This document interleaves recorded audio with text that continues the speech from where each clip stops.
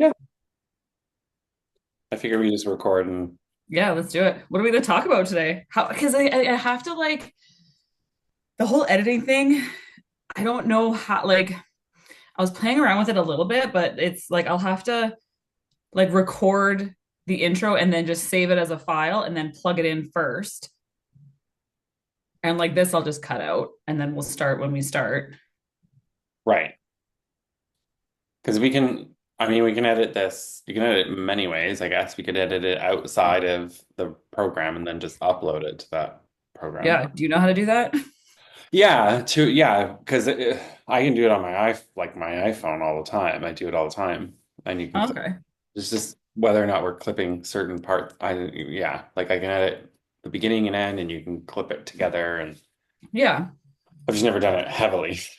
I don't know how much Okay. I don't know how much time that takes in general, but yeah, we can figure it out.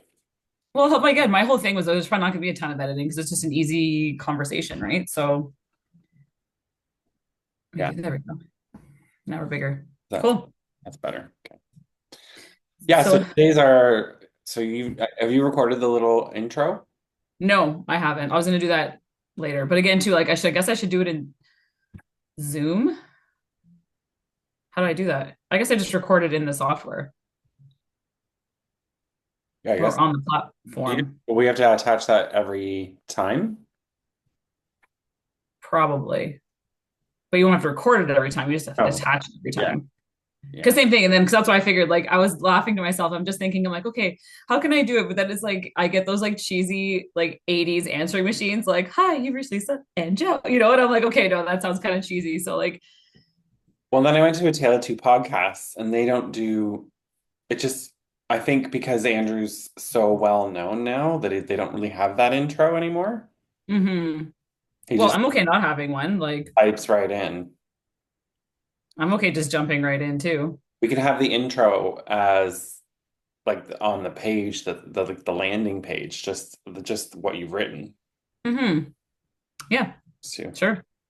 Yeah, I'm good with that. but we could start all. So today's all about who we are, really. Yeah. Yeah.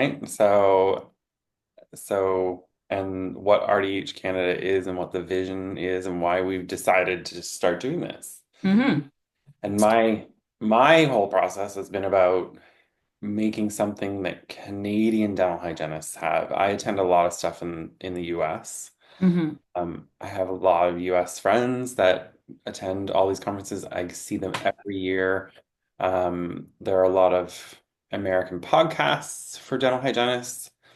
And I find that we just don't have the same opportunity and availability to us in Canada. So that's kind of why I visioned and wanted to do this type of a concept, just to talk about dental hygiene in Canada and what we face as dental hygienists, Hmm. and what, how we manage, the work-life harmony of it all and kind of go from there, right? Hmm. Yeah, absolutely. Uh, Absolutely. but today's our inaugural. I have such trouble saying that word sometimes. Our inaugural episode. I like that. I like that word. But yeah, it's fun. I'm excited. I was excited all week for this. And I was like, again, just thinking okay, what are we gonna say? How can we talk about it? But I feel like our conversations just flow so well anyways that How do we it's make it interesting? Yeah. yeah. Um, so since this is our first, I guess we'll tell our audience who we are. So Lisa Moore is a dental hygienist, and she's going to tell you a little bit about herself, and then I'll tell you about myself. Go ahead, Lisa. Yeah, sure. I'll go first. So like Joe said, I'm Lisa Moore, registered dental hygienist. In my 19th year, it'll be 20 years next year. I can't believe that. I don't know where that time went. I'm in Sudbury, Ontario. So for those of you that don't know where that is, I'm about 4 hours north of Toronto. It is late March and we still have snow here. Um, I went to school, I did my school at Canada College in North Bay, but I am born and raised in Sudbury, where I currently live and practice. I work in orthodontics. That's my jam. I got in right after graduation just as a fluke. I live down the street from an ortho office. I walked down, gave my resume, and he hired me. So I got into ortho right off the bat and never looked back. So you never Um, really scaled much? So not until Sorry. I always tempt a little bit because the office that I worked at, we didn't work Fridays. And I didn't work when I worked Wednesdays. I worked from noon till 8. So as I kind of like made connections, like, and of course, I feel like the first office that a lot of us end up working at or temping at or like just shadowing in is of course our own dentist's office, right? So I did work at a general practice some Fridays when they needed me. I covered holidays for some of the girls there, and like I said, sometimes on Wednesdays I would work there in the morning and then go in from my 12 to 8 shift in ortho because I just wanted to keep my hands in it a little bit. But truth be told, scaling is not my true passion. Once I got into ortho, I was like, this is where it's at. um, he had two satellite practices. So we had a little bit of a traveling roadshow. We went to Perry Sound every 8 weeks. And we went to Espanola, which is a little town about 45 minutes west of here. Don't quote me on that. I'm bad with directions. But yeah, I'm pretty sure it's west. It's towards Manitoulin Island. That's a pretty popular cottagers destination. So if anybody knows where that is, that's kind of where I was headed. And so we had a traveling roadshow. We'd pack up all our stuff every 8 weeks and travel up and see a whole ton of patients in a really condensed day or two, and then come back. That was again before I had kids, so it was kind of fun. We packed up with we had a good bunch of girls and him, and did that. And then where did I go after that? I had my son, and I was off with him, and that's when I took another role at another office in town for an orthodontist. Worked with him for a little while, and then I was only part time because my kids were little, and an opportunity came up to buy a practice. I use that word lightly because it was one room, just one operatory, but I was in a wellness center.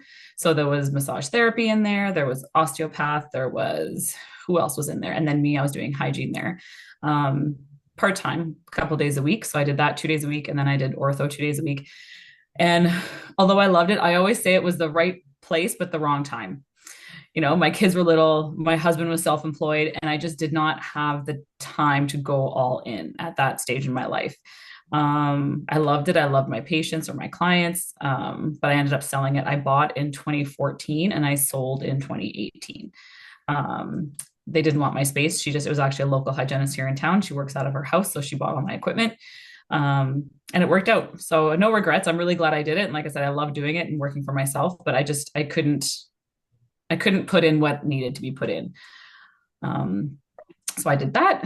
I worked at Cambrian College for a little bit as a theory and clinical instructor. I did a full year there.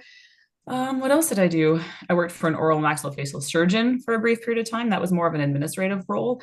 Again, that was 2 days a week because I was still 2 days a week working for in ortho. I did her scheduling, her surgical bookings, things like that. Assisted, learned a lot, learned a lot working in that practice.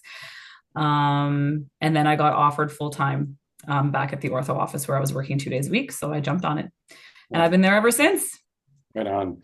I like that. So I find that dental hygienists that have been doing dental hygiene for as long as we have, which isn't even that long if you think about the longevity of most people's careers. Those of us that have had our hands in very many different places of dental hygiene tend to be always looking for to learn more and to do more. I'm not Mhm. different that I've been in so many different types of practices where I've always been able to learn or change and do things. Uh, Mhm. and being able to be afforded the opportunities to do that too. Sometimes it's like I know hygienists that have been in one practice for 20 years and that's all they do is they see those patients and there's nothing wrong with that too, right? And it's so I started my process. I was in a completely different career. So because I'm almost 50 and I started dental hygiene when I was 27. Mhm. So I was in a career, I worked in not-for-profit arts and marketing. So I worked for like the Canadian Opera Company and the National Ballet of Canada. And so when I had my kid, um, she was born and I didn't want to work. I wanted something that was going to give me some flexibility, but also be um, rewarding, I guess, at the same time. Mhm. I really enjoyed what I used to do, but not for profit. I wasn't making the money of raising a child money. Not that you need a lot of money to raise a child, but it It just helps. it helps, and it wasn't really. I don't know. It wasn't going to be the lifelong career that I was looking Mhm. And then so I applied to dental school, like dental hygiene school. I was either going to get into nursing or dental hygiene. And I chose dental hygiene because I didn't want to, I had a small kid and I didn't want to start on the graveyard shift, Mhm. right? So when I went to George Brown here in Toronto, and it was great for me because I had 2 summers off with my kid who was an infant. It was the coolest thing. I was so happy to be able to do that. Mhm. Um, I mean, I still worked. I worked at a bar throughout school and stuff like that. And then I graduated and I immediately started working because I'm a guy. It's actually, you stand out in the sea of resumes, or at least 15 years ago you did. Certainly, we're only 2% of the population in Ontario, but Mhm. you do stand out. I stood out. I'm 6'2", I'm Yeah. tall, I'm not a small person. So when I walk into an office and drop off my resume, people kind of go, oh. Yeah. They remember you. Yeah. So I started working in an office it was a big office. It was maybe 4 operatories, 5 operatories, six, I think. Anyway, and there were a couple of associate dentists, and it was kind of like it was a bit of a revolving door of hygienists and people, but I made some really good bonds and contacts there, and then I was offered a position with a dentist who I had known the assistant. Um, and when I graduated school, I didn't know anything about dentistry, like because I wasn't an assistant. Mhm.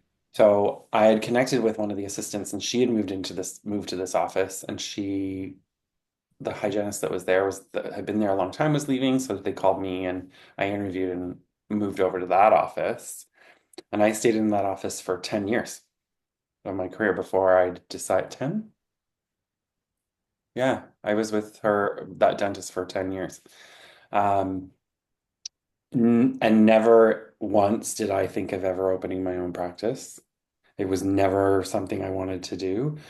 And then the dentist that I had been working with, so we worked in TMJ and sleep dentistry, and we did all this funky stuff. And I ended up becoming her chairside assistant.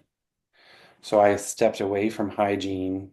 I did it 1 day a week, and then the other 3 days a week, I did assisting at my hygiene wage because we were doing full mouth reconstruction, and like it was awesome. Like it was the only thing I've never really worked in is endo. Yeah, me either. Like, And I haven't done perio either, though. I was like, mm-mm-mm. see, I did perio therapies in that office. Like we did, it was a really good sort of all-in-one kind of office. And we were small. There were only like 4 of us. And then the dentist I was working with sold her practice to a big corporation. Um, I immediately didn't love it. We were there for 2 years. And I started temping, and I hated temping. I mean, anybody that knows me knows that I have issues with temping in general. Mhm. And I think that can be a topic of one of our upcoming show. Yeah. Future episode for sure. But yeah, no, I was temping here and there just because I had an extra day available in my schedule, and I realized that I just didn't want to work for anybody else ever again. Mhm. So I Sure. so I started down the path of opening my own practice, and took a couple years about a year and a half to figure it out, like the business plan and all that kind of stuff. But then so I opened my practice in 2019, 6 months before a global pandemic, and it was a scratch practice. So like I didn't have patients to take. I didn't buy a practice. So I honestly don't know how I'm still there sometimes. But I did have a number of patients find me. So I was very lucky and very fortunate to have probably about 70 patients find me within that first year and a half. So like patients that I'd seen for years. Mhm. So it was really great. And because I didn't have a non-compete or anything on it, so it was kind of a non-issue. So Mhm. um and then of course I got into myofunctional therapy, all of that sort of like myo became part of my practice before I even opened my practice. And but I've had my hands in a lot of different things, Mhm. and so have you, and I think that really gives a really rounded sort of understanding of dentistry on a whole, which is again why I think we why we have these conversations and they flow so easily because we've both done so many things. Yeah, absolutely. And I just like I love how you said like it's so funny because I feel like so many hygienists too, it was either nursing or hygiene. It was so many people thought that, but I was the same. And I was like, I didn't want to do 4 years of university. I was like, I'm kind of like, so when I took it, it was only 2 years. I didn't do assisting first either. I got right into hygiene. It was a 2 year program. Same. And I remember my mom always said, she's like, you know what? She's like, you can do whatever you want. We'll support you with whatever you want. She goes, but dental hygienists don't work Christmas Day. Right. And I was like, Yeah.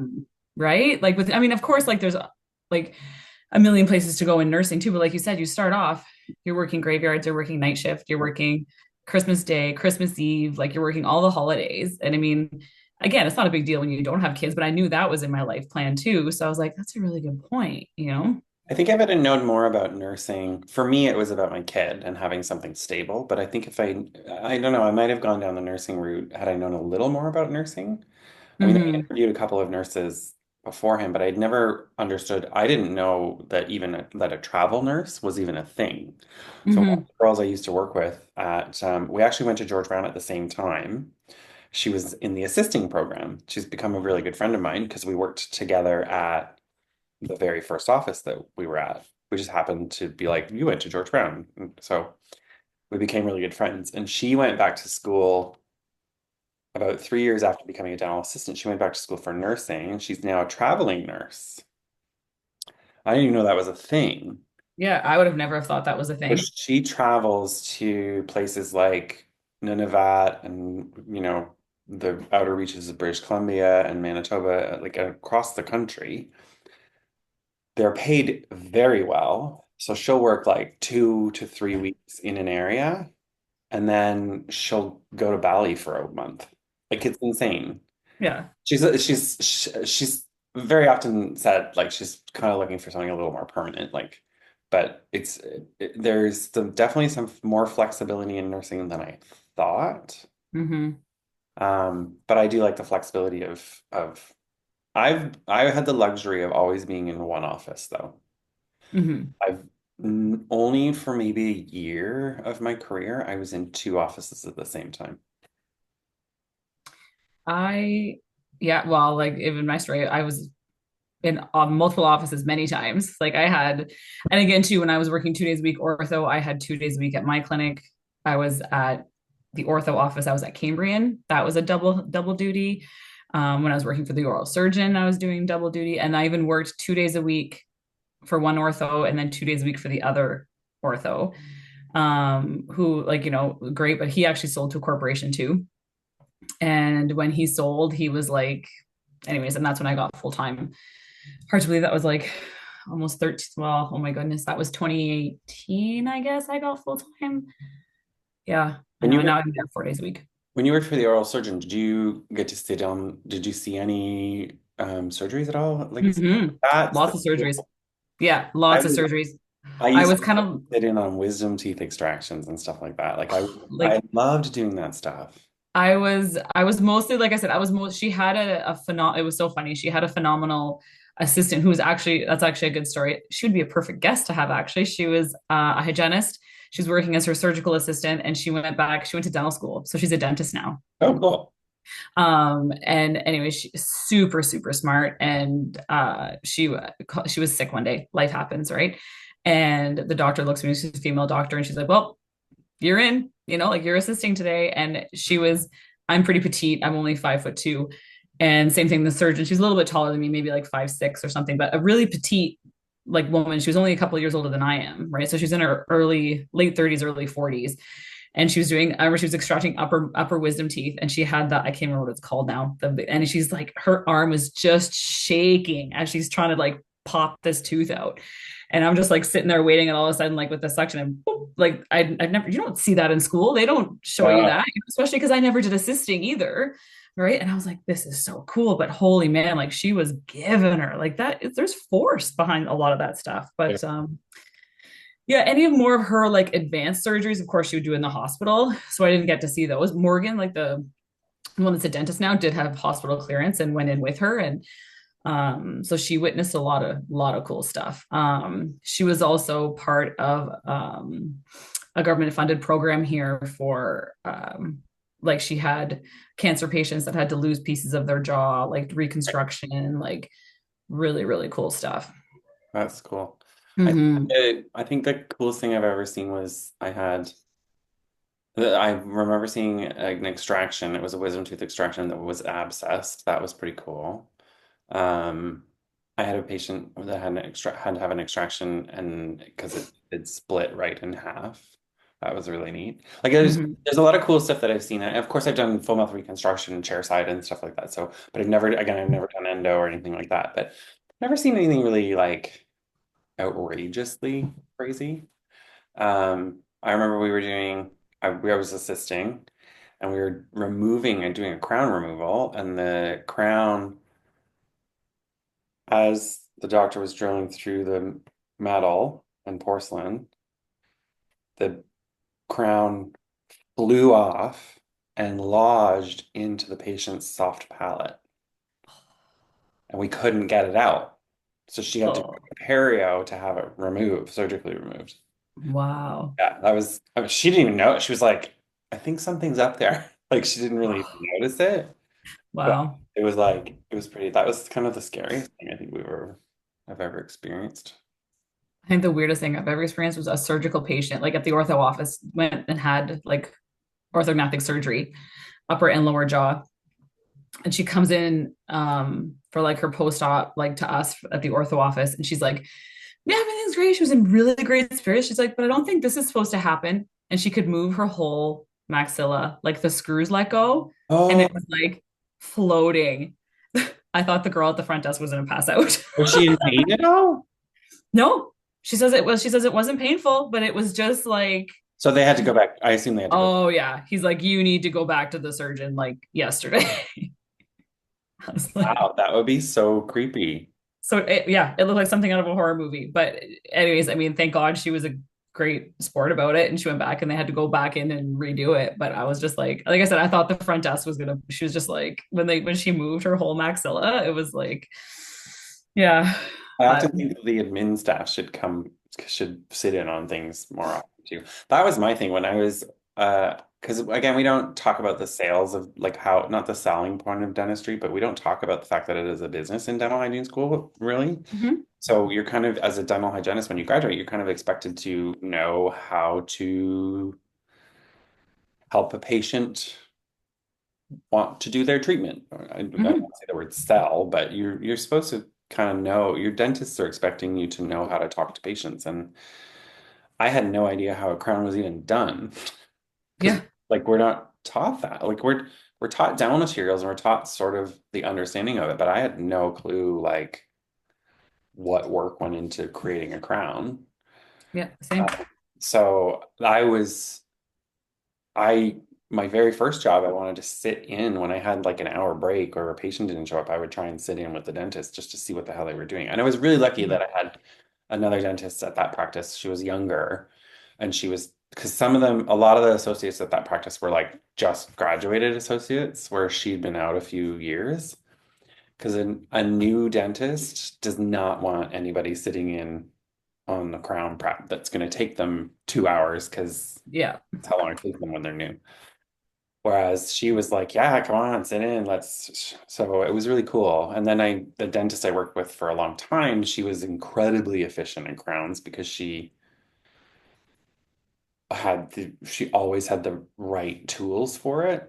She Hmm. could prep a crown in a half an hour, right? Yeah. Like it was pretty wild. Hmm. But the value that I got in sitting in on things Hmm. was because like a hands-on learner. I can read a book and it can tell me how a crown's made, but Hmm. visually see it is totally different process. Same. Like the Like, difference between hard body and light body materials, like we learn that, but we don't learn it because yeah, I exactly. didn't learn real world. Like Yeah. mixing cements in college, spending an hour mixing cements in college when that's not actually what they do in the real world. Right. Oh, yeah, right. And I loved when I was at Cambrian. of course, they always put me in the clinic for the impressions, right? Because working in ortho, you take a gajillion impressions a day. Not so much anymore. Now it's all digital scanners, but that's a whole nother fun topic. And I were in the lab afterwards, like they pour them up and they would be so scared to separate them. And it's like, no, I just go in there and you pop them. But it's just, it was fun to see that again, like through the student's eyes, right? It's, So I was in second year, and my first year student, because we all got paired with a first year, because I was one mhm. of the program student. I was in second year. My first year student was an assistant in ortho, and she had come Oh, back to funny. dental hygiene school. So I learned how to take a good impression from her. Okay.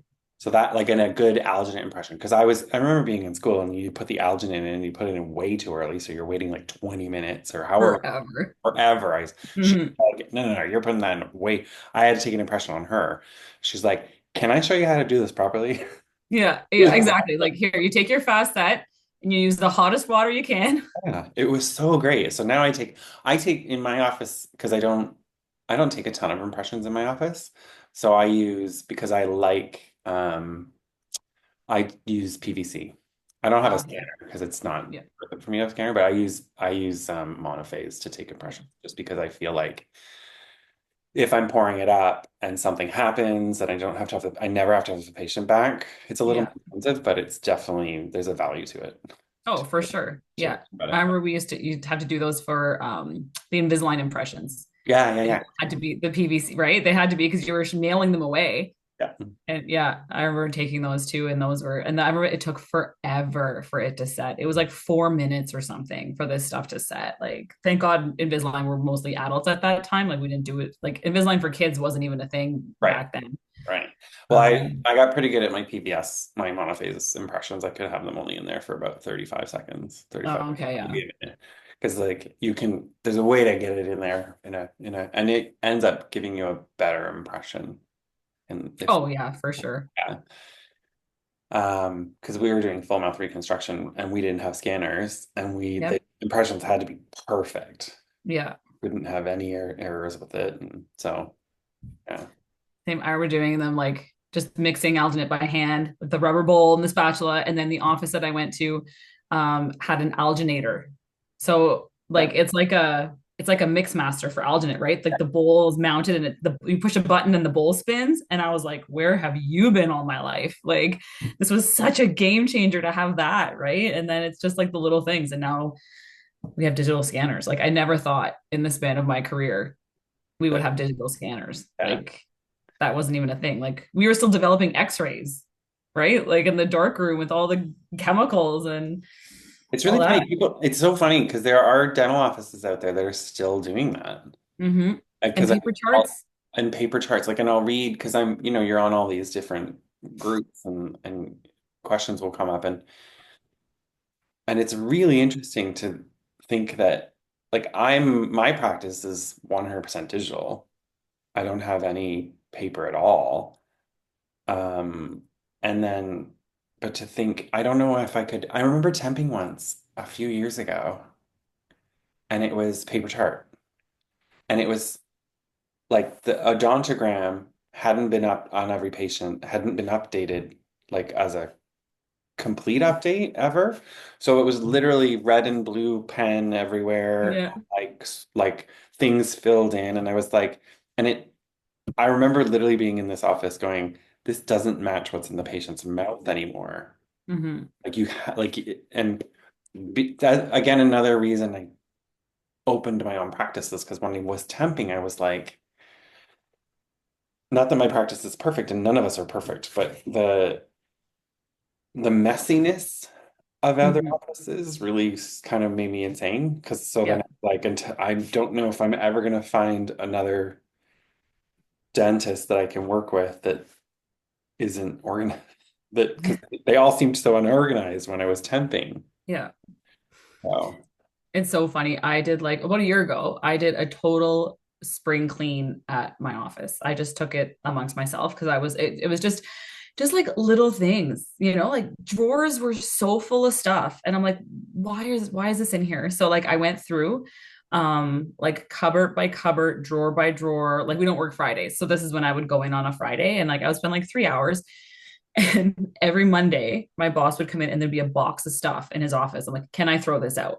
Like there was, just, and I mean, he was so good about it too. And like, of course, expired product. And, there's like certain things like he'd go to a conference on something and learn something new and bring it in and then never use it, Yeah. And I'm like, yeah, like I've been here 13 years, Paul. I've never seen you use this, and then of course we had like you just anyways, just so much stuff. And like it felt so good to get rid of it all. Like I have so much. I've never worked for every single dentist I've worked for refuses to throw things out. Yeah. I don't know if it's something that they're taught in college or what, like, but it is literally like, so the dentist I worked with, she had stuff because she had been practicing since 1983. So she had like instruments in a box that she hadn't touched in 10 years, but still in Yeah. the office, just taking up space. Hmm. And when we moved, because when she sold the practice, we moved into another practice, which was close, the other practice that was close to us.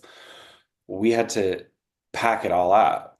And I was like, and half of it, I separated all of it from a like, this is the actual stuff we use versus Yeah. all of this other stuff. Because the dental office that bought her office, they got all the stuff, right? Yeah. So they kind of basically put all the old stuff in storage.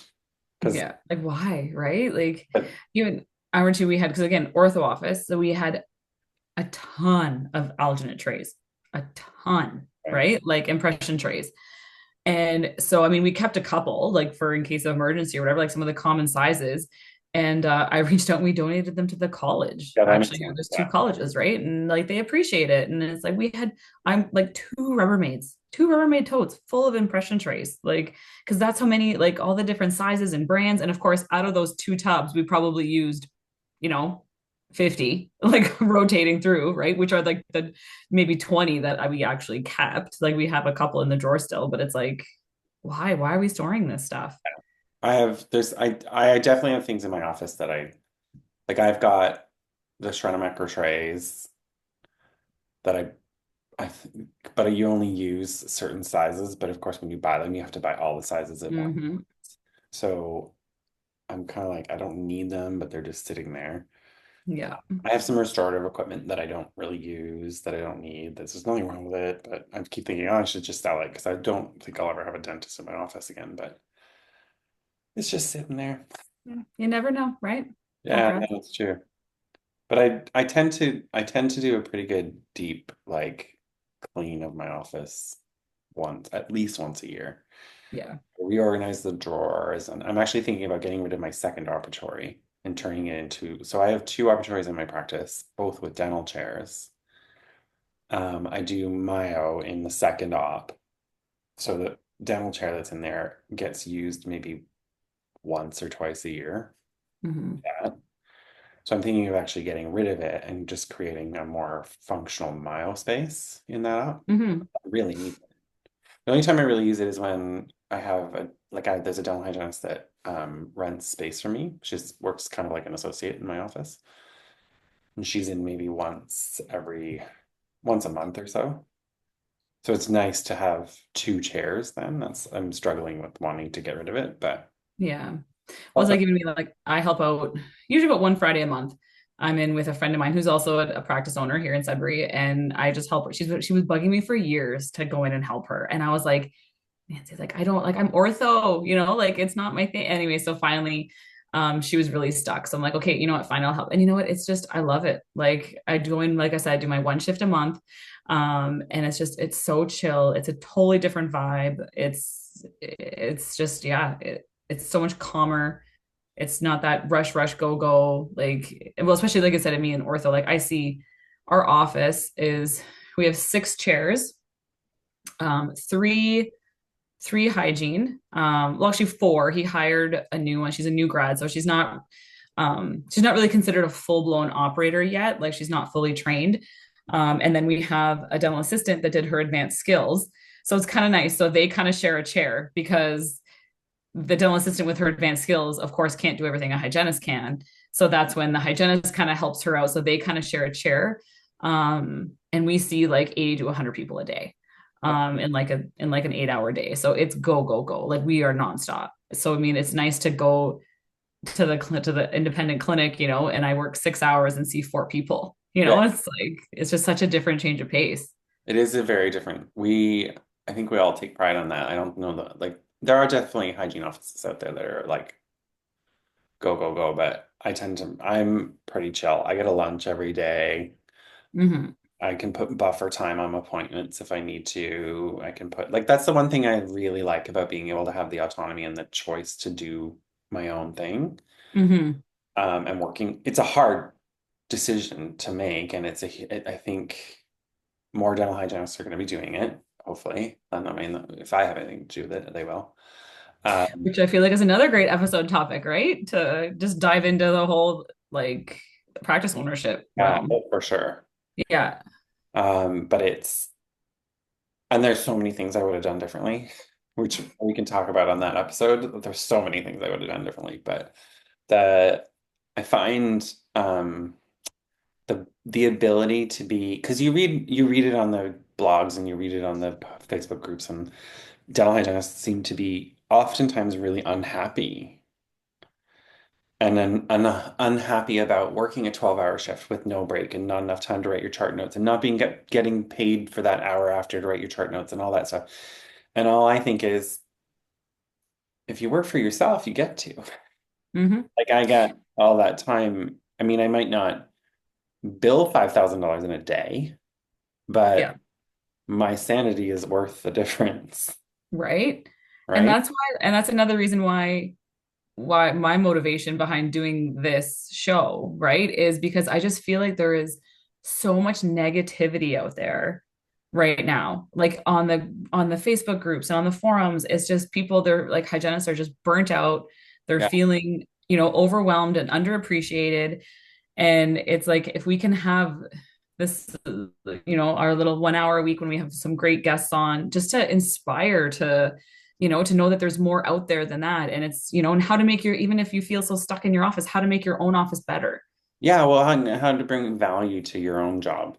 So Yeah. interesting, because well, there was a post a couple of weeks ago on one of the groups, and somebody said something about, it was about a finance,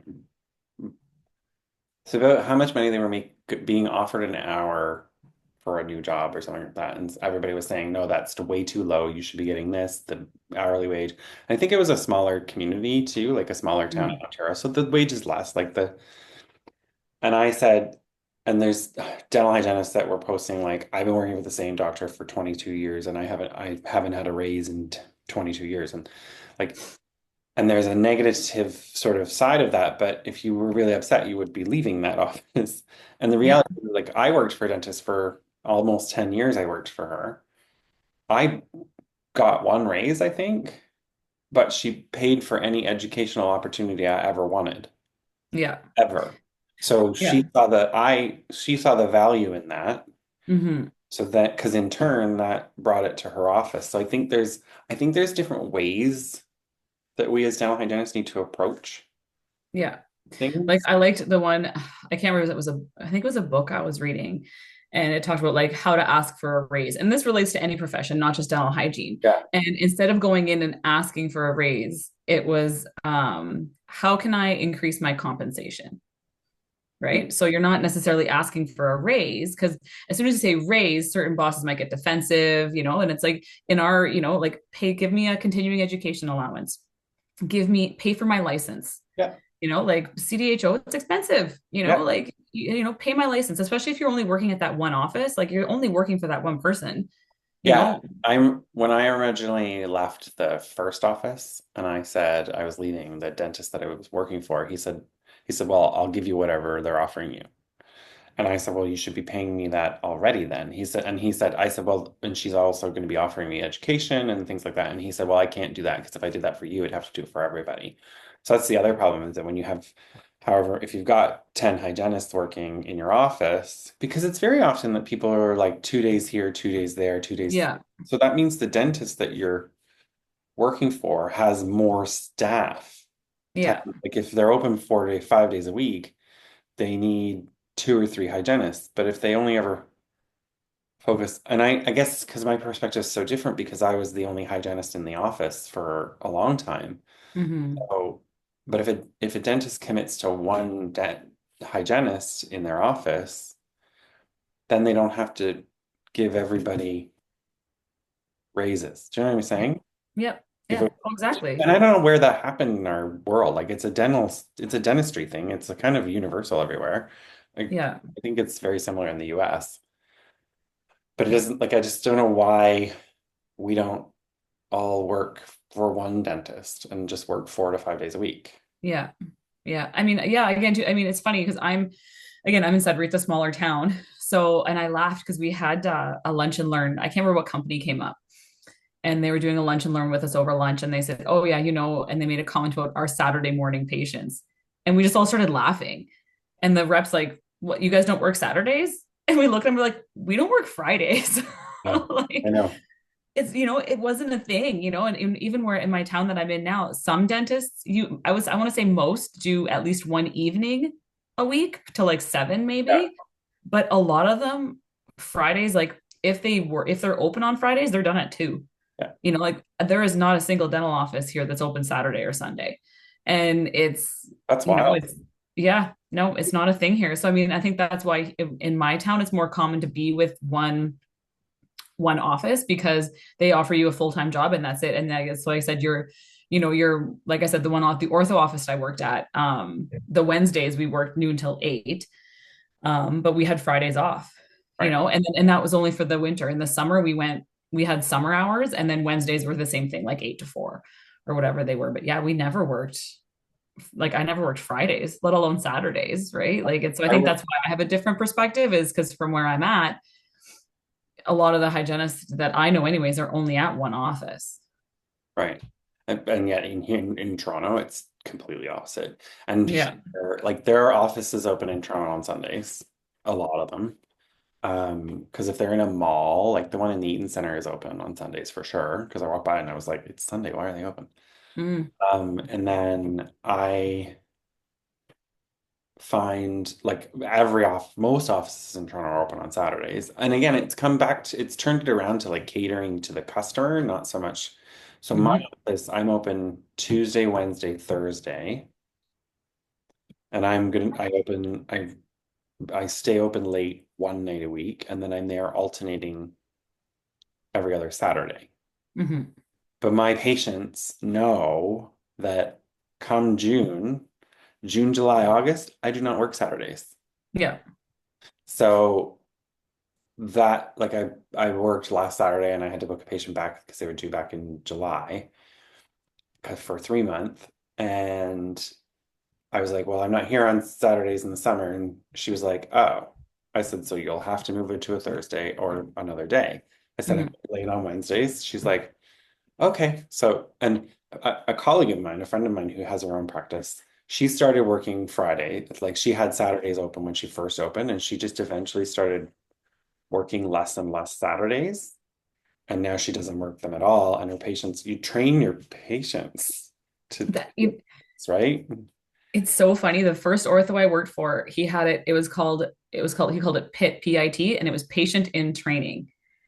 And I mean, it was one of those things. Like he was so adamant. Like, and I mean, again, to his ortho, our appointments were 15 minutes, Right. right? So if you're 20 minutes late, you've missed your whole appointment. Yeah, yeah, yeah. And he had such a hard policy that if you were late, you're no, bye. Like he would not see anybody late if they missed an appointment. And even like I said, those Wednesday nights. So our lunch, we'd work from 12 till 8.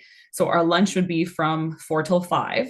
So then 5 to 8 was all, he wouldn't do any long procedures, no banding, like no bonding, no debonds, like nothing long. It was all just short 15-minute appointments. And if you missed a Wednesday night, you never got one again because he had such high demand for those Right. Wednesday night appointments that if you no show, you're coming at 2 o'clock on Tuesday or 11 o'clock on Tuesday, like you're not getting those again. And yeah, he had the odd person that was like really upset with him. But do you think they were ever late again?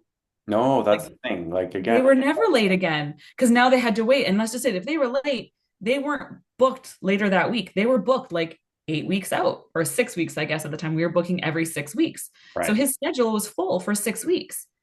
So if you missed it or you were late, you basically, went to the bottom of the list and just rebooked in your spot And of course, like I said, people got mad, but like he had the lowest no-show cancellation late rate at any office that I worked at because he was such a stickler to that policy. Like it was just like, nope. And it was, yeah, he had like no-shows were unheard of. Yeah, and I always argue, so I always say that if your patients value you, they will figure out how to come and see you when you're open. Hmm. Yep. That's the way, like I'm open Saturdays mainly because I see a number of kids and it is easier from a mile perspective. It's easier to just continue every other Saturday with people in their programs, but and I don't mind being open. I'm never open on a long weekend Well, ever. yeah, of course. Like, and my patients, I did not open a business to work Saturdays in the summer. Hmm. I'm lying. Like, Yep. it's just not the way and so I tend to have a very sort of easygoing patient base, but they always book back. Like, I have no problems with real, like, they may reschedule an appointment here or there, but they're always in my schedule. Like, I don't really have a recall list because I don't have to Yeah. worry too much about it. It's, Speaking of your practice, how's your window? oh my God. So, did I tell you the story of what actually happened? It was just like a crazy. So I'm in a little plaza where there's six storefronts, and we all have these big, like it's like an 8 by 6 window, like it's maybe even 10 by 6. I don't know, it's huge. And I'm in a 40-year-old building, like 45-year-old building, like old building. So it's a single pane glass. Okay. So it was like 12:30 at night. There's the tenant who lives upstairs saw it happen. 12:30 at night on a Saturday night, crazy guy screaming on his phone in the parking lot, yelling at somebody in a fit of rage, picked up the salt bucket and pitched it through my window. So the tenant, and then he stood there for another 20 minutes screaming on his phone. And he was very drunk apparently. So the tenant called the police, but because it wasn't an emergency, they didn't come right away because they could have caught him. My cameras didn't get a good identification, and there was no way they were getting fingerprints off the muddy, gross-looking salt bucket. But I'm Uh, sorry, how is that not an emergency? Your business is now vulnerable I because know. your window Well, was just smashed so, open. so get this. I didn't set my alarm on Thursday, so the alarm didn't even go off. So, but basically my business was wide open to the world from midnight till about 5 a.m. Yeah, like Nothing was stolen. Nobody got hurt. Like everything's secure. It was a kind of a non-issue, but it was just so I'm boarded up for 4 weeks because then on the flip side of it, my landlord, who is very, very good to me, is was planning on replacing the frame and the front door and everything in like May or June. They're just doing it faster than they yeah, had originally planned because so instead of putting another piece of glass in right now, hmm, temporarily, we're just going to board it up until they just do the whole thing. Because most of my yeah, patients come in, I don't get a ton of walk-ins from the street. It's not People don't do that anymore from a COVID yeah, perspective. So most of my patients are coming to me anyway, so it's yeah, not an issue. But I've got a little note in my email reminders now saying, when you arrive to the office, it looks like I'm boarded up. I am still here. Don't worry. yeah. I'm still open. I'm still working off, but still not a way you want to spend your Sunday, right? No, well, they're replacing and they're boarding it up fully. Like we kind of temporized it right now with some lighter press board, but yesterday it was so windy that you could hear it cracking. Oh, I hope it isn't. So they're doing it tomorrow. They're fun boarding it up tomorrow, but and it lets in a lot of light into the space, so it's going to be a weird few weeks. But at least I'm it'll be away dark. next week, so I'm at least missing a week of it. Yeah, But yeah, yeah, it was my Sunday morning. I was at my office. So speaking of only of being chill and not working very much all the time, I was at my office every day last week, 7 days in a row, because I had to be there Sunday because that happened, and then I had to go in on Monday because it wasn't. they had to come in and take some measurements for the window, so somebody had to be there. Mhm. And then of course, I did my work week, and then Friday I went in for something, and then I worked Saturday. So I worked seven. I was at my office 7 days last week, uh, and I'm only usually there like 3 to 4. three to four. I mean, not the Oh end of the well. week, but again, nobody got hurt. Everybody was really kind. Like everybody, I posted it on socials, and everybody was like, "Oh my God, oh my God," and I'm like, and nobody got hurt. Been very. Even my landlord was kind of freaking out about it, but I was like pretty chill about it. Nobody, Well, nobody got hurt. What are you gonna do? What else are you? somebody got hurt. What are you gonna do? Like Yeah. get mad and freak out? Like it is what it is, right? It was kind of funny though, because the police officers that were there were, because it was raining that morning and everything too, and so they were sitting in the car, but they couldn't release. Like we couldn't clean anything up for hours Oh, until a detective came and basically said, "Yeah, there's no way we're getting fingerprints off that dirty old salt bucket." So yeah. now you can go. Like they had to get a go ahead to clean it up because it was Yeah. technically a crime scene. Right. Yeah. That was Oh, kind of an wow. interesting experience. And every time they were taking photographs, they're like, "You can't be in the photographs. Move." Oh, jeez. It was just weird. It was a neat experience to go through, but um, not the way I wanted to spend my Sunday morning. No, I bet not. And it was actually the Sunday morning where my partner had was away, so it was like I was gonna just have a nice quiet Sunday morning, maybe have a lazy in bed by myself, coffee, but nope, I had to go to the office at 5 a.m. At 5 a.m. Coffee to go. Uh, I cool. guess the last, I mean, I don't want to say last thing, so I don't know how long we've been going on for, but I guess we should explain how we actually met. Oh yeah. Considering people are probably listening, like, okay, he's in Toronto, she's And in Sudbury. yeah, Like, and and I was just thinking, I'm like, I'm trying to think of when we actually met I in can't remember the first time we I feel actually like met we met I either. feel we met okay, so I know we met in person at my course. Well, I was gonna say, I feel like it had to be before then, but I guess it wasn't. I don't think it was. Was that the first time we met in person? No, no, no, no. We met in person at Spectrum. Yes, That's yes, that was the that was first time. 100%. So Lisa Yes. and I both are instructors with RDHU.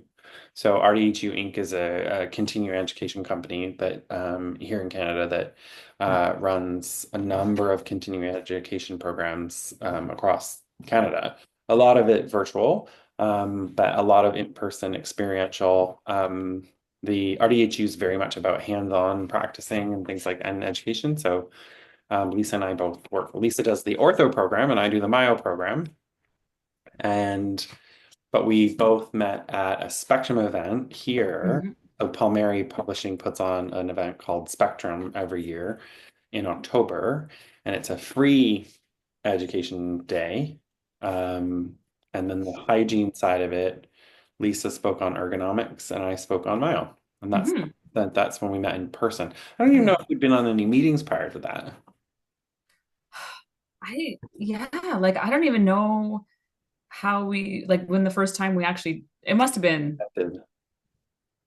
Because we'd connected before that. I just don't yeah, remember. we connected before that. We knew we were both speaking there and both talking because that's another little passion of mine. You said I spoke on ergonomics. So just to clarify things, I am also a certified personal trainer, Yeah. which is like my little side hobby, passion, whatever you want to call it. I'm a Pilates certified Pilates mat instructor as well. So I do like talking about muscular features and stretches and exercises for hygienists to improve their posture and prolong their career. So just to elaborate on why I was talking about ergonomics at that event. But yeah, when would we have? Anyways, I can't think of like the first time we actually spoke, but we met there, and then I took your course last year, last June, I think was the in person. It's spring, yeah. Yeah, I came down and did your course. That was a fun 2 weeks for me because my course was right before yours. So I was at RDHU as an instructor, and then I left Sunday night, drove home, worked Monday, Tuesday, Wednesday, Thursday, and then got back in my car and drove back to Burlington to Right. be at your course as a student, an attendee on the Saturday, Sunday. So it was a busy 2 weeks, but it was a fun 2 weeks. It was a neat perspective because I'm so used to speaking at RDHU and presenting there, but to actually take a program was, yeah, it was really fun. Yeah. Yeah, it's funny. I've never, so that all came from when I took my laser course with RDHU. I was just opening my practice and I had a laser available to me because the dentist I was working with rented a chair for me for a day a week for a while. And so then they had a laser. So I was like, oh, I'm going to do LVR in my practice. And so I took a laser course. And then Beth, the education director at the time at RDHE, was like, tell me all about Myo. So she had me for a few years about to do a Myo course. Um, and then that's kind of how it all started. I think for me, like again, this comes back to like having experience in so many different places, but also having those people to cheerlead you on is a big part of why we do what we do and how we manage to do what we do and get to where we are and things like that. So, Absolutely. again, It's funny that it I was want to create more of that space here in Canada. exactly. Well, and again, that's another reason why we're doing this, right? And it's funny that you mentioned Beth because that's how I started with RDHU. I got audited for my portfolio, and this was back in, oh my goodness, what year would this have been? 20, it was long enough ago because it was before COVID. So I want to say maybe like 2019, maybe I had to submit. Anyways, and then I only had to submit once before my career, and that's when it was like mail. Like I had to fill out the Word document, like and print it and mail in like my paper That's portfolio. actually the same. That was the first time I was audited. And then so the second time I got audited was the portal and all this stuff. And I was like, okay, you know what? I just want to have another set of eyes look it over. And because all of us Ontario hygienists know that our portfolio, if you get called to submit, you have to submit at the end of January. So I reached out to RDHU in January and I was like, I need help for my portfolio. I want to register for the portfolio coach. And Beth emailed me back and she was really sweet. And she was like, no problem. Don't panic. Like, we're going to get this all ready for you. Like, no. And I was kind of like, I'm not panicked. Like, I'm not worried because I didn't have to submit until the following January. Like, I was a year Oh, yeah, ahead. yeah, yeah. But Right. she thought was submitting that January. She Like thought in I had like 3 weeks. 4 weeks, Yeah, yeah. three Because weeks, right? And I'm like, that's oftentimes how people leave it. right? So we had our first call, and she was just that person that as soon as you start talking to, it feels like you've known her for years. And we did our sessions, and she just started laughing, and she's like, "Oh my gosh!" So here I thought like you had to submit in 3 weeks. I'm like, no, like I don't have to submit. Like I just like my thing was I didn't want to have to worry about it over the summer, like because again I'm from Northern Ontario. Our summers are quite precious and valuable up here. So I didn't want to have to worry about it. And that's how we met and connected. And then, of course, she saw my experience and my learning and my resume and my experience in ortho. And that's when she was like, do you want to develop the ortho program? I'm like, I would absolutely love to. And Oh, then that's where it started too. year. So, So the same year, what? Sorry, you cut out. I'm wondering if it's the same year. But Because then I did, I opened my practice in 2019, October 2019. I had yeah. to submit my portfolio that by January that year. So What's your last number? What's the number? What does your number end in? Because it zero, still went by that, right? zero. Oh, see, I'm four. So maybe we were 0 and 4. Maybe it was the same year. And so, because that's when I had met Beth prior, but at the laser course, but so I submitted like 180 hours because if anybody that knows me knows I try to learn as much as humanly possible in every year. Yeah. But I took the use short form a little to heart. So nothing, I got it sent back to me after I submitted it and nothing was approved. So I needed to elaborate on it. So I messaged Beth. No. I called Beth and I was like, I need this to go away. Help me. Because I would just open my Yeah. practice. So she Uh, was probably literally it might have right been before the pandemic hit. No, it was 2020. Yeah, it was 2020. Because I had to because submit, you know what? Now that I think about it, it was for I 2019. think I had to submit in Okay. 2022, So I like as submitted, well. right. So I submitted January 2020. It got rejected, and that's when it hit. Yeah. Yeah, it's so funny. Yeah. Because I would have submitted January 2020 as well, because one of my goals was COVID. Because of course you're going to do a COVID goal because there was so much information about it. Right. And same thing, I had a gajillion hours too. And then I actually took Beth's laser course at the Dentsply Sirona facility. Cool. That would have been the new one. Yeah, that's where I did best lace. That would be so fun. Yeah. Such a beautiful place. Oh, I'm so sad that I didn't get to go last year. Oh yeah. That was a But fun yeah. experience. I don't, it was such an interesting day to talk, do the same talk 3 times. It was just a short, Lisa and I did a day in November with RDHU, and it was just like a amp up your assessments kind of thing. So we talked about, Lisa talked about ortho, Christine talked about TMJ, I talked about Mayo, and then there were other concurrent things happening at the same time. So it was the group just kind of rotated. So we had to do our talks 3 times, and each time Hmm. my talk was slightly different, but and the three of us didn't collaborate really, but each talk fed into each talk. Like it worked so well. It worked really well. The flow was so good. And like I said, there was a winter storm watch, so I couldn't drive up. Like the weather, they were saying like emergency travel only. Yeah, So I contacted Kath the day before and I'm like, what are we going to do? And she's like, no problem. So I was like in Kath's pocket all day on her computer and she carried me around. I still got to do it virtually. I was still part of the picture at the end. yeah, yeah. But yeah, to not be there in person was definitely a bummer, but that's what happens when you live in the north. But That's funny. Yeah, no, I forgot about that too. That was a fun. I We that's do that. another thing that I want to plan too is to get you guys up here. Speaking of Yeah, we north, should do that again. because we don't get much up here. So to bring Yeah. you guys up and you and Christine and yeah, it'd be a fun day. So we're actually talking about doing, so I serve on the board of the Dental Hygiene Practitioners of Ontario, and we're actually going to be doing some satellite things, and we're actually probably Hmm. to North Bay or Sudbury. Yeah. Uh, There's three hygiene practices in Sudbury. Um, so Four, well, I want to say three and a half, because I think there's three brick and mortar, and then one does it out of her home. So in North Bay, I don't know. I don't know how many are in North Bay. I should look into that. yeah, well, there are I know some. there's one in Elliott Lake, a new one just opened in Elliott Lake. Ultimately, we want, well, I think the plan, we're still in the early stages of this, but we're going to be doing, hopefully we're going to talk about it at the conference too, but do one in the north and then one east. So, but we're going to actually have a member host it.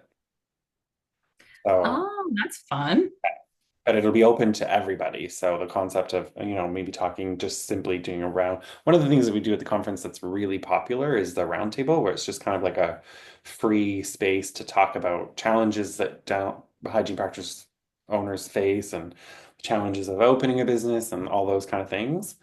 Hmm. I think that's the plan of what it's gonna be like the day, just to be able to provide, because as you say, nothing people don't bring education to you guys. You guys have to travel. Hmm. Lucky I'm in Toronto, so there's always stuff available to me. Hmm. And I find with the advent of Zoom and everything going virtual, everybody's doing webinars. Like I'm personally webinared out, even Yeah. though, even though I do webinars. I'm an in-person learner, so I love, as much as I love webinars and I love learning, I love to do it in person. I much prefer it in person. There's something about being in Same. a classroom with other people, and so the idea of bringing things to people is what, because it's far and it's costly. It makes it much more expensive too. Yeah. No, same. I'm all about in person. And I don't, like I said, the drive, I don't even really notice the drive anymore. Yeah. I've done it so many times that I listen to a great podcast or audiobook and it's like, well, to Burlington, I can make it to RDHU. It's like exactly 4 hours door to door. That's not too bad. No, it's not bad. And then like Toronto, like Mississauga, like I mean, it depends on traffic, of course, but Anywhere in I Toronto, always say about four Toronto, hours. Toronto is an hour away from Toronto. Right, right. Yeah, exactly. So I'm gonna give myself if I was going like downtown, I'd give myself like easily 5 hours just to make up for that. But again, I'm down there so many times in the year that you don't even really feel the drive anymore. Yeah. Yeah, we moved back downtown last year and I've been commuting out to my office, which is only about 30 minutes, 35 minutes, and I don't drive anymore. I take the subway. 'Cause- Okay, funny story. So I'm coming down, well, when you're gone, boo, I'm there next week. I'm there Thursday, Friday. And I'm driving and I just checked at the hotel. I was like parking, right? And I was like, okay, yeah, there's parking at the hotel. But then I clicked on it. It's like, you know what? And I looked and it was underground parking. And thank God I read it because it was vehicles under like 5'6" is the maximum height for the vehicle for the underground parking. Yeah. And I drive a big SUV. Like I've got a Toyota 4Runner. Like it's a Oh, truck okay. Yeah, basically, yeah. right? And I was like, it's not going to fit. And then of course it said like oversized parking is like subject to availability. And I'm like, do I really want to mess with that? So I found another hotel and they just offer valet parking. I'm like, amazing. I'm gonna pull up, you can take my car and I'll get it when I'm done. Yeah. So I had to call the hotel. So I booked that one. So I called the hotel to cancel. And it was so funny because she's like, oh, just for our records, can I ask why you're canceling? And I'm like, my car won't fit in your parking. And she just laughed. That is funny. I'm like, That the Was that the Chelsea, the one in Chelsea. Chelsea? It's such a Yeah. huge hotel too. I'm surprised, but it's old. Yeah. It's old. It's an old hotel. I didn't know that, but that's funny that they don't have. So now where am I at? I hope it's close enough. It's by Hyatt, JDV, something by the Hyatt. So JDV. yeah, something Hyatt. Is it Hyatt House or yeah, JDV by Hyatt Oh, and Door House. is it the Tour Hotel? Oh, I don't know. Are you kidding me? Oh, What's the address? the address is 15 Charles Street East. Because there's a JDV hotel that just opened up by Hyatt that just opened like right across from my house. Oh, that's funny. And I was like, wait. And that's not this one? No, it's a brand new building. So Oh, okay. it's a brand new, like they just opened. It's in Toronto now, a lot of the condo buildings that are being built as two multi-purpose. So the bottom 10 floors is a hotel, and then the upper 60 floors is residence. Oh, okay. They literally just opened it. And there's apparently a really incredible bar that's going to be in there, and which is nice because it's right in my neighborhood. We don't have a ton in the neighborhood from a socializing perspective, lots of restaurants and stuff, Yeah. but yeah, that's funny. As soon as you said JDV, I was like, wait a second. And of course, you're not going to be there. That's I Oh, well. fly Wednesday. I'm flying to Dallas, so we're actually in Denton, but which is like outside of Dallas. Is But that Myosphere you're going to? yeah, Yeah, pretty excited about it. The It's 28 degrees in Texas right now. I'll take it. I It was cannot. like it was still like minus 15 here this morning. Oh, Like we had like such nice weather last week. It poured rain. We got rid of a ton of snow. It was mild. And now this morning I got up to put my dog out and I was like, okay, like this is enough now. Like the cold needs to stop. yeah. Ugh, I hate the cold so much. Yeah. Well, where are we at? We're at about I don't know where we are timing wise, but Yeah. I don't know. I think we could say what we wanted to say and yeah, I think people our probably intro and gotten to know who we are a little bit more just by chatting. So, yeah. upcoming topics that we're going to be talking about. Do you want to share some of those things? Yeah, well, I think we already did drop a few little hints. Yeah. Like, of course, we'll talk about like practice ownership. And then we can even dive into deeper into our own areas of specialty. We can do a whole myo episode, we could do a whole ortho episode. We've already lined up a few of our colleagues, friends to come on as guests and share their knowledge about hygiene and chat all things Canadian, like just yeah, what it's like to be a Canadian. We're going to try and fill that void. That there's those podcasts that I mean, of course I listen to them, but again, they're the American perspective and American doctors and American billings. And I mean, don't get me wrong, I learn a lot listening to them because hygiene is so different there, right? And I mean, depending on the state too, how different it is. So it's nice that we're here to chat the Canadian perspective and to use actual teeth numbers like 1 instead of 36 or Right. however they number them, I right? know. Every I time I always listen to have a to count. podcast, I always still have to count. I'm like 30. Which tooth is that? I know, me too. I have my tongue. I'm like 1, 2, 3, like counting across.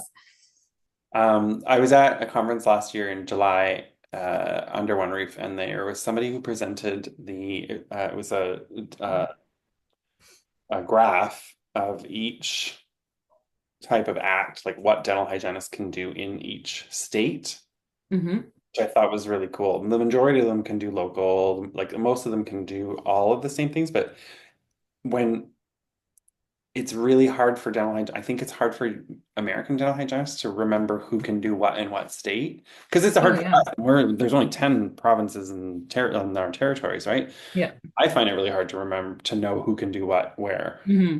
Um, and it's funny because CDHA used to have a sheet, but it's not available anymore. But Yeah, I feel like Canada, the only thing, the main thing is the local anesthetic, right? That's the main thing that the still no Western provinces can do. And then now radiograph. X-rays are the other one, right? Like, So I don't know what province can't do X-rays other than Ontario now, because Newfoundland is allowed. yeah. So, and again, it's just CDHA used to have it. It was great. I referenced it all the time, but because Maybe we should make one. maybe we should create one Create somewhere. one. We'll post it on our website. Do what, where? Yeah. Hmm.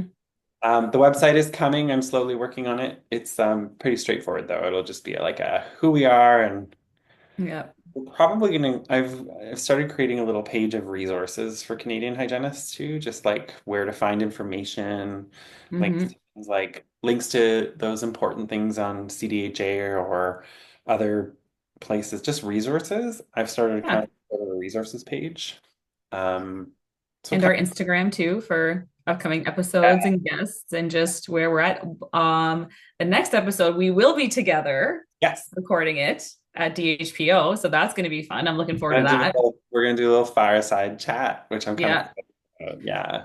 So that'll be nice to be together for that. And then Our upcoming topic will probably be focused around um, business ownership and what the DHPO practice, what the conference is all about, because it's mhm, turning out to be one of the largest dental hygiene conferences in Ontario, so which is which is great. amazing. And I mean just the potential growth there too, right? Like Yeah. So we'll it's probably talk about that in our next podcast, and we may even have a special guest or two. yeah. This is Yeah. going. So yeah, that should be a fun one. And then of course give us a like and follow on at RDHCanada. That's on Instagram. Hmm.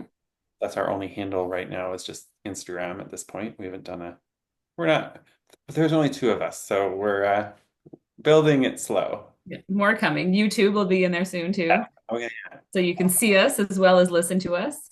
exactly. So we'll have a RDH Canada YouTube channel. We have an RDH Canada Instagram, and then of course this will be available on Spotify and all the podcast areas that are available. Mhm. All right. I think we're gonna sign off for today. Yeah. Until next time and when we're in person. I'm so excited. Okay. Me too. Thanks. Have a great day. Okay. You too. Bye. That was pretty good. Yeah. Are we still recording? Or Yeah, yes. I'll let it Yeah. You let it go. Yeah, I go. think so. Yeah, I I think think. how long did we go for? Just over an hour? Oh, yeah. It doesn't tell me that anywhere. Yeah. Recording. Hold on. Maybe it does.